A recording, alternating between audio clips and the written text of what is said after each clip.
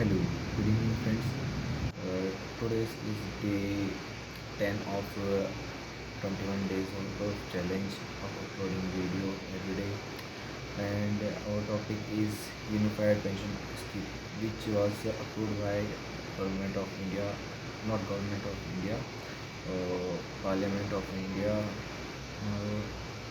on 24th August 2024, and it will be effective by 1 April 2025. So there are many issues related to new pension scheme NPS, which are opposed by opposition, and there are many loopholes in the sense there are many not so effective or good things about the pension related to retired employees, not retired employees. Yeah. So uh, there are many states like non-BJP states like Himachal Pradesh, Rajasthan, Chhattisgarh, Punjab, who approved or who are following all pension scheme OPS. Uh, so there are many political views of the approved by cabinet, uh, approved by cabinet. Because there will be elections in many states like Jammu Kashmir, Maharashtra, Jharkhand, etc. So central government don't want to take risk at any point, so they approved this scheme of NPS, UPS, Unified Pension Scheme. Under this scheme, there are many laws and other things.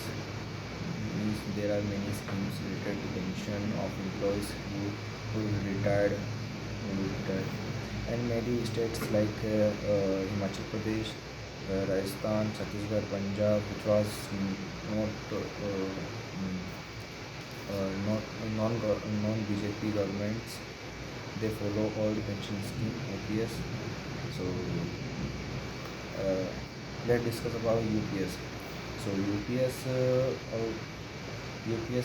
assured the fixed pension amount with 50% of available average pay of service of 25, and the employee have the qualification of a minimum service of 25 years, and if the retire date family get 60% of pensions after after the death of the retired retiree.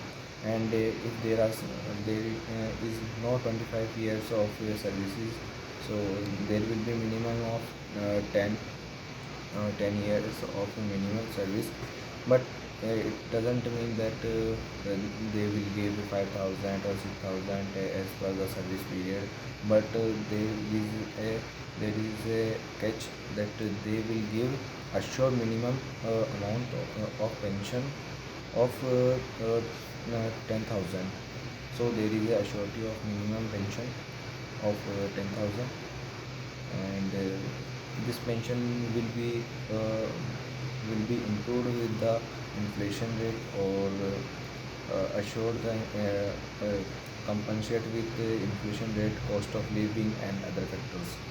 And if this scheme applied, central employees of around 23 lakhs 23 lakhs will be benefited. And if we consider states employee, it's around 90 lakh employees. So if there is any state who wants to apply the UPS, they will get benefited or not, depend on the state what they want. And so let's discuss about the history of NPS, OPS, and UPS. Before 1 Jan 2004, NPS was proposed by the Atal Bihari Vajpayee, because there is not a separate allocation of the budget of this OPC scheme, old pension scheme. So there is a burden for the government of India to pay the pensions. So he uh, he approved, or the government approved this scheme under. So let's discuss about the various data related to pension.